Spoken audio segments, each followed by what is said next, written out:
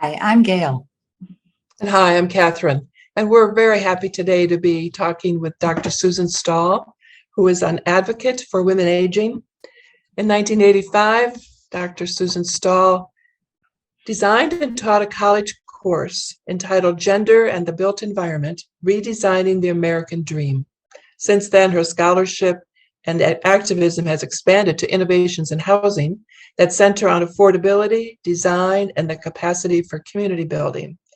Susan offers national and international perspectives on age-friendly living. Currently, she's focusing on the missing middle, those who are neither rich nor poor, whose housing tends to be ignored. Susan will introduce us to a variety of housing options. So Susan, welcome. Thank you. To Women Over 70. Yeah, it's nice to be here. Thank you very much. Thank you. I qualify because I'm over 70. But even as an advocate, you could be younger. Double qualification. Okay. So Susan, tell us a little bit, how and when did you get interested in housing matters? Yeah, I was rethinking about this morning, and how I really got into it and started working in that area was when I was in Chicago for a few years in the early 80s, and I was working on Harold Washington's campaign with a group called Women United for a Better Chicago, and we were helping to put the slate together for Harold Washington's campaign as it pertained to women. And this is the campaign he won. So we got a small grant because of that. And I suggested that we do year-long research and then end up with a conference on the area of women in housing, because housing was actually a topic that affected every woman, and particularly women who were not properly housed or not adequately housed. So this was a very exciting venture for me, because I became the project leader on this, and I ended up and I'm a sociologist, and so it was qualitative research, really. I ended up talking to all of the main movers and shakers that work on housing in Chicago, and eventually got to bring two really pretty famous women in organizing public housing, one from Washington, D.C., Kimmy Gray, and one from St. Louis, Bertha Gilkey. And we put on a two and a half day conference at UIC, and we had many sessions, and that was the one that first introduced this idea of creative options for women, everything from women who are homeless, live in public housing, are housed, but their housing is very problematic, and also some very creative architects participated, who were designing in a way that would make the housing more accessible and more usable for particularly single women, women in shelters. So yeah, it really ran the gamut. And why I say it was so exciting is because I was learning so much. At the same time that I was working on that, I was teaching a course at UIC college that I named Women in the Built Environment. And it was actually became also known as Redesigning the American Dream, which was the title of a book of a colleague of ours, Dolores Hayden. And Dolores makes the point that it's possible to design housing and the built environment so that it actually facilitates living rather than makes it really difficult in multiple ways, including price, but also the way that housing's designed. And increasingly, as I've gotten older, I've also really thought a lot about accessibility, except that was part of that first conference too, with Access Living.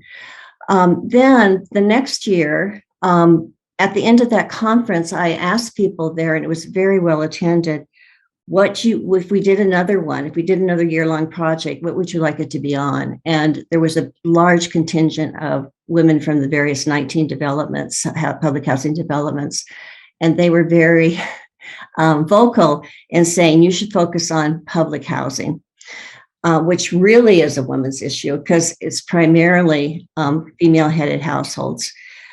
So again, it required a lot of research. More people were involved in the research this time, thank goodness, because I was very pregnant. And again, I learned a tremendous amount. And again, I was teaching that course. And when I was teaching the course, all of the students had to do a project. And I had them work on the conference, but they also had to do their own research about this topic. So the conference was, I think, very successful. What was most exciting about it is out of that conference, I worked with another woman, Sue Dunlap, who ran the Midwest Women's Center, to create a nonprofit called CHARTA, CHA Residents Taking Action. And as far as we knew, it was the first nonprofit that was created by residents for residents in the United States. And it was very empowering for the residents. And the people who were, they did hire someone to do the, I don't know, not the scuttle work, but they had the funding to hire someone, but it was primarily run by the public housing residents, and it was an advocacy group for residents. So out of that, now I'll just stop after this. Out of that, another colleague, Roberta Feldman, who was an environmental design person, architecturally trained at UIC, we both agreed that we were just blown away by this one group of organizers at Wentworth Gardens Public Housing, right south of Kaminsky Park. And they were in a fight to not get their development torn down because, as you know, there was a new park built eventually, which I refuse to call Cellular Field. And they were successful. They worked with a community organizer who knew them from another struggle. And I was just so impressed with what they were able to do at that development. It was a 422-unit low-rise development. They had created in the basements of the various buildings a laundromat, a grocery store, a preschool area, and even a chapel, a church. One of the women, Mrs. Dumas, had aspirations to be a minister, so she would hold services every Sunday. And these were all invisible ventures. If you came to the development, if someone didn't take you there, if you didn't live there, you wouldn't even know they were there. So, I mean, but that's kind of a metaphor for the way women organize. A lot of the organizing they do is invisible because it's right on the ground. It's not, Alinsky organizing is important where it's, much more like this. That's important. But there's this other kind of organizing. I've called it women-centered organizing, which is Alinsky organizers would say it's very tame, but what it does is it builds relationships and it gets things done that women need right then. They can't wait for these things to happen. And if no one's going to bring them to them, they will make them happen. So that was very inspiring. So Susan, you more currently, I think you've been focusing on another invisible segment of people who also need housing. So from public housing to, I think, what you call the missing middle. Yes. Yeah. Can you tell us about that? Sure. Most recently, I'm working with a group that comes out of the organization Arbor West Neighbors. And what we're doing is we had a forum in 2017 about creative options for housing. And we decided that we wanted to do another forum, but this time focus on what you just said, Catherine, the missing middle. And the missing middle are people who are not wealthy, and they are not poor enough to qualify for government subsidy. And they're a growing group, and increasingly older people, because we're burgeoning. We're just we're the numbers of us by 20 by 22, what is it, 2040? Do you guys know that 2040 is going to be huge, and it's already growing. And again, so who are the people that are the middle class, the working class? Where are we going to be housed? So that's what this conference is focusing on. And also, it's not just housing.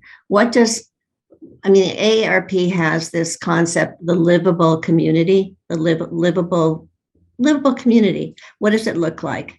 It not only has good housing, accessible housing, but you're in a neighborhood that's walkable, that if you are able to take it, it's train accessible. There's nice parks, there's a good library, there's places to get groceries, so that you are aging, not just in place perhaps, but you're aging in a community, which in quotes is a community. It's not just a long stretch of houses or high rise. It's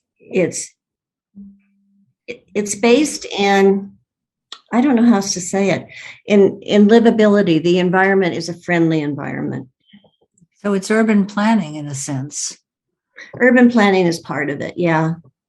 You have to plan for it and you have to fight for it, because in the last few years, one example in Oak Park, and River Forest has a few of these too. We have these huge high rises, and it's not like that people are against high rises. They're not evil, but they're put right on the train station, right on near the train, where other kinds of housing isn't put. And the people that live in those high rises often don't have anything to do with Oak Park. They're going to the city, which they have every right to do. But I was walking by Emerson, which is a high rise near the train, the Emerson Apartments, and I've been in them, and they're fine. They're nice. They're expensive, but on the side of, as you walk, they have these little advertisements, very well done commercially, on the side of the building as you walk by them to the train, and it says, "Enjoy city living," and they mean the Chicago. They don't mean Oak Park. And then there's other things that point you to your accessibility to the city, instead of all the things that are going on in the community right around you and that you could get involved in, So that is a focus of this forum too, is we have a woman, Gail Schechter, who for years has been working in this area of community where people care about each other. You're looking out for your neighbor. Your neighbor looks out for you. You have one of the things about missing middle housing is that it accepts the fact that everything isn't going to be this pristine single family home. Mm-hmm. You may have some 2 flats. On our block, we have a 4 flat, not 4 flat, 2 flat with 4, 2-story with 4 apartments. And it totally blends in. No one drives by and go, "Oh my God, look how awful this is. They're those poor people." No, it's actually, those kinds of things are all over Oak Park, and they blend in. And yet now, these were prior 1920s built, most of the housing, the older housing. Could you get that kind of thing built on blocks now? I don't think so. So this forum that you're a part of, tell us a little bit more about that and what the actual goal is. The goal is to,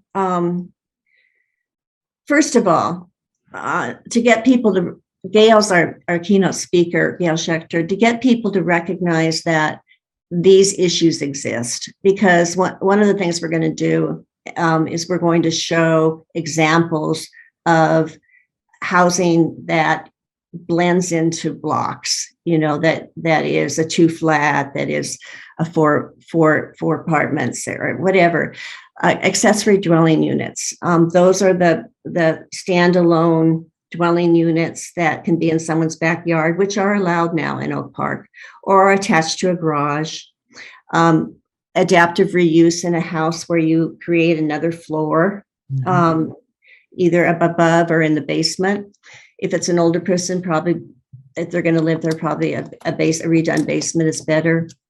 And this can be a very win-win situation because you can choose to age in your home and you live on the first floor and create an apartment on the second floor so that you can rent it to someone. And it can be a student. We have 2 colleges near here.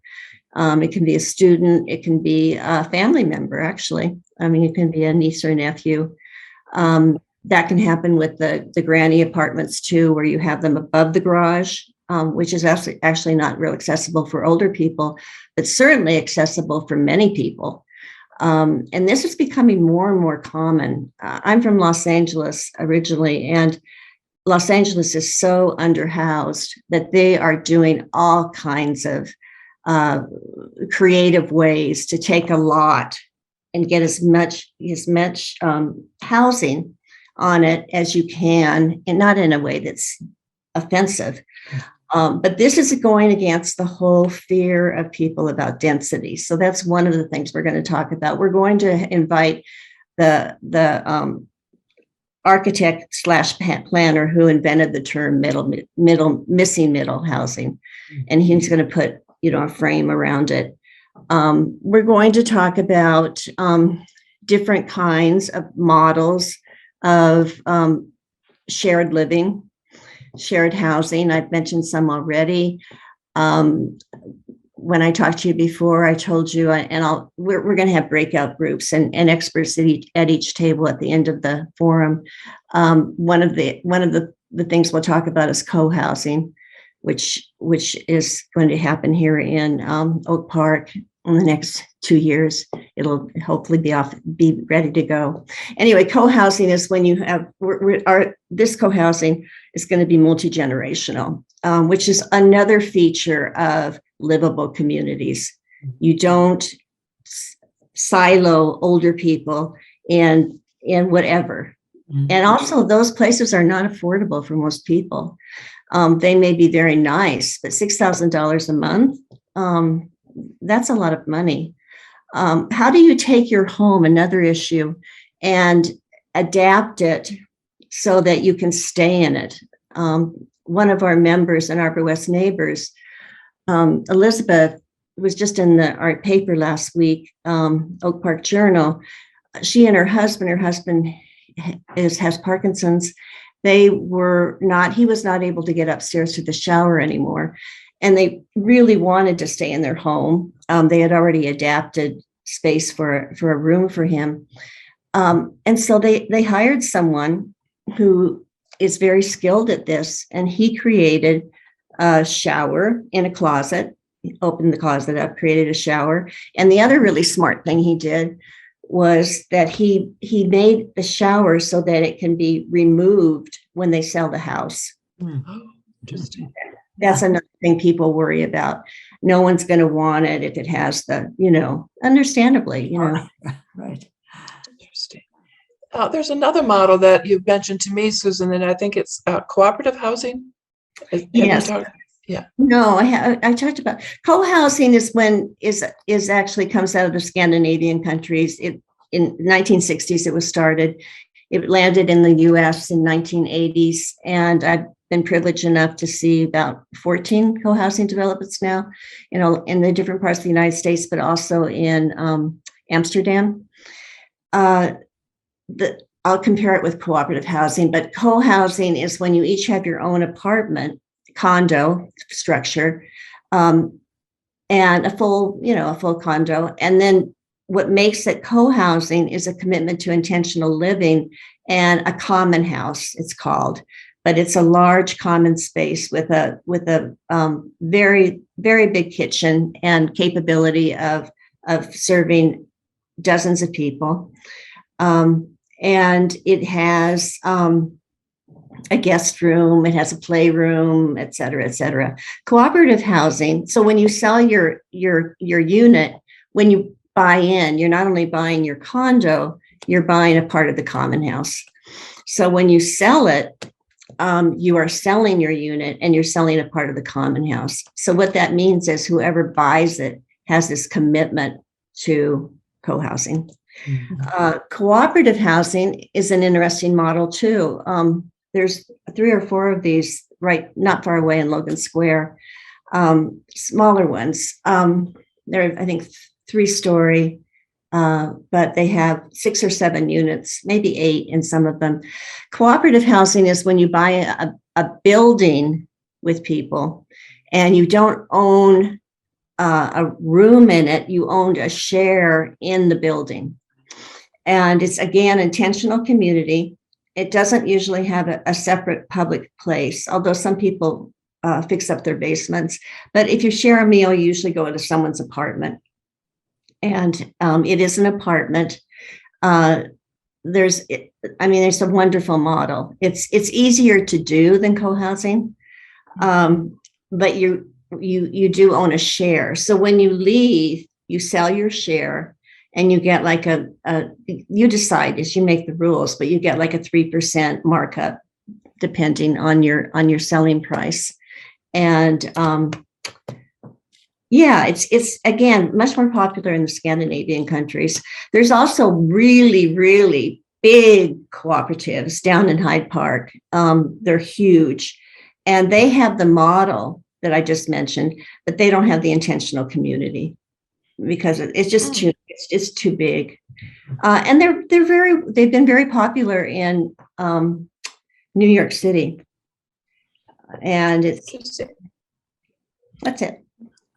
So Susan, you've mentioned that in a couple of years, you're going to be moving to a different living situation, and you have something to celebrate very recently. So tell us about, for you personally, what this is going to involve. And I'll tell you how it was launched. At the end of our first forum in 2017, co-housing was one of our topics. And my husband and I had already seen co-housing, as I mentioned, in Amsterdam. So we decided to get some founding members. We had 4 households, and we had a big launch at what was the Live Cafe in Oak Park. It's a place for not only eating and drinking, but supporting meetings. And it was packed. I mean, people were really, really interested in this. And so we thought, well, maybe this is really possible. We didn't know if it was or not, but we started to have monthly public meetings, and we would have them at the library. And we'd invite people. That we had different ways to reach out to people. And now at the end of 4 years, we have over 250 people who have expressed interest in co-housing. Some of them initially committed to being in our group, and then their lives changed, because this has been going on for 4 years. It's a long time for people to wait to move in. So now we have 7 households, and one of our householders is our developer. He is a local developer in Oak Park. My husband's an urban planner. Sanjeev is an architect. His wife was a designer. So we have a very interesting group of people, and we're, again, very committed to be intergenerational, and to also have people that have disabilities, if that's necessary, and be totally accessible. And we want to be a green space too, and also be diverse by race and ethnicity. So it's going to be, what the exciting thing is, a week ago, we bought a site finally. And that has been the most challenging, and it is for every single co-housing in the United States. We were very committed to staying in Oak Park because of its diversity and its good schools. and the people that are in the core really like living in Oak Park. So that made it more challenging because we don't have a huge amount of empty spaces here. And this one is on a corner, a residential corner and a commercial thoroughfare. And it's a large, good lot. We'll have 26 units. And the process has begun. I mean, it's like they say, let the games begin. So it's an apartment building? It's an empty lot. And what will it be when it's 26 units? How are they structured? Is it like going to be in an apartment building? Everybody will have their own condo. Condo, okay. And an elevator? How it will look, Gail, we'll be working with the architect on that. Mm-hmm. How it will look. We have, Jonathan has mapped out what the spaces will be. We're going to have studios, 1, 2, and 3 bedrooms. Mm-hmm. We're going to have a common house on the roof, a rooftop garden. And those are things we know, but how it will actually look, we'll be working with the architect on that. Yeah. Interesting. So I think one of the important distinctions is that people are buying into this co-housing notion that it's they're part of a community. They're intentionally part of this community. It's not just a place to live. Right, and that's the most important thing. Years ago, my husband and I lived in a commune in Southern California, and there was just 6 of us. But that was the most important thing. We had a wonderful old big house 2 blocks from the beach. And I remember my husband saying, "We will never live like this again," because we were living with the rich people.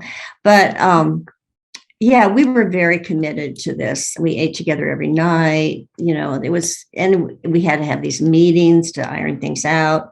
Yeah, it's for people. Actually, a lot of people who have been interested in it have had some touch of communal living in some way, even if it was in their college dorm, and they remember things that were good about it and things that weren't so good about it. Yeah. That's great. So go ahead, Gail. No, I was just going to say it's a very exciting project. And I'm sure you're pleased as can be that it's getting off the ground. Yeah, there's 265 co-housing developments in the United States. We'll be the first one in Illinois. And there's, I think, about 148 or more in the works. Right now we're in the works column. Mm-hmm. But yeah, it will be exciting. You have to be excited and patient at the same time. Right. Yeah. Great. Good information. Any last advice, Susan, for our viewers who about how they might think about their own housing options? Someone like me, I'm early 70s. I live alone. I'm in a house. Mm-hmm. I keep thinking about moving. I have no idea where, what, why. I mean, sort of know why, but right. I think that one of my friends that's working on this, Betsy Kelly, for years, and she actually worked in a shared housing nonprofit in the city. She's very committed to the idea of shared housing, where you not even make it a floor, but just share your space with someone. We have friends who have done this for years, a particular part primarily with students, a lot from what I see. They live in Oak Park. And then they have a dinner together. And then the people are pretty much on their own. You do form relationships. It's very good for someone older to share with someone younger, because there's things that you need done that, like even snow shoveling, but sometimes just even getting on a ladder and changing a light bulb or something can feel a little tenuous.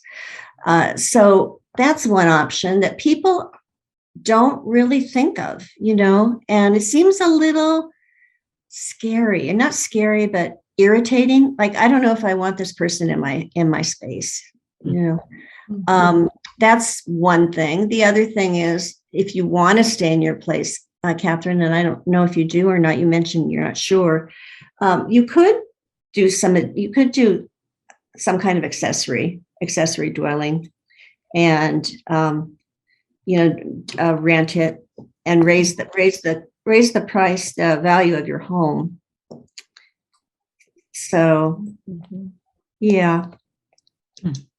Well, I want to congratulate you and your colleagues on this co-housing opportunity. It's I've heard you talk more about it too, and it just seems like such a wonderful accomplishment. I know there's a lot more to do, but as you said, the hardest part is done. You have the property. Right. Well, that's the hardest initial part. Oh, initial part. There'll be more hard parts. Okay. Yeah, like Gail thought we were buying apartments. No, that would make it much easier, except we wouldn't have a common house, Yeah, right. So you mentioned this farm before. Where is that and when? The farm? Oh, it's going to be May 14th, Saturday, May 14th. Mhm. And we're actually debating between Concordia, because they're going to give us free lunch, or the veterans room at the library. So, And where is this? This is all in Oak Park? that Concordia is in River Forest. Okay. Oak Park Veterans Room. Oak Park Main Library is it's in Oak Park, obviously. Yeah, it's a nice big room. So it will be not far away, and there will be parking, and I think it will be a lot of fun because of the kinds of people that we're bringing. Oh, you asked me the purpose. Another purpose is to bring public officials. Mhm. And include them on panels, include them in the breakout groups, get some feedback from them, like this is really important, listen to this, because like Catherine, your situation is so common, Catherine. Mm-hmm. Not that you're not a special person, but your living situation. And I know, if I was living alone, I would be seeking some kind of community living. Mm-hmm. And I don't know what that would have looked like, because we're doing this now, but I think it's going to become more common. A lot of the new co-housing developments are senior co-housing. And I'm not personally, that's not attractive to me, but it seems to meet the needs of a lot of people. So you're growing old with people, but you're not paying $6,000 a month to live at Brookdale. Right. It seems like this farm is going to be a model, and this co-housing that you're building can be a model for anywhere in the United States that people want to, or anywhere. It can be, yeah. Follow you and find out about it. Yeah, you have to be very tenacious, though, Gail, because at so many points you can say, I'm done. Sure. This is too much work. Right. Yeah. Well, You're an advocate from way back, Susan. So you know about the staying power. Yeah, you're right about that. You're right. Wonderful. And let me tell you one more antidote, and then we can be done. So I would get discouraged, and say to my husband, I don't think I want to do this. It's taking forever. Let's think of some place else to live. And because we knew we wanted to leave here, our home. And my daughter said, her name is Gina. She said, Mom, do you remember when you said once that you wanted to be famous? And actually, she was the one who said she wanted to be famous, not me, but I went along with it. And she said, if you do this co-housing, you'll be famous. I thought that was very cute and kind of true, because I know we'll be on WBZ, we'll be in the Tribune, that kind of stuff. Yeah. The first. Well, we knew you when. Oh, yeah. Well, thank you very much. Thank you so much, Susan. This is really very valuable information. Thank you both. And thank you for doing this series. You're really wonderful. Thank you. Bye-bye.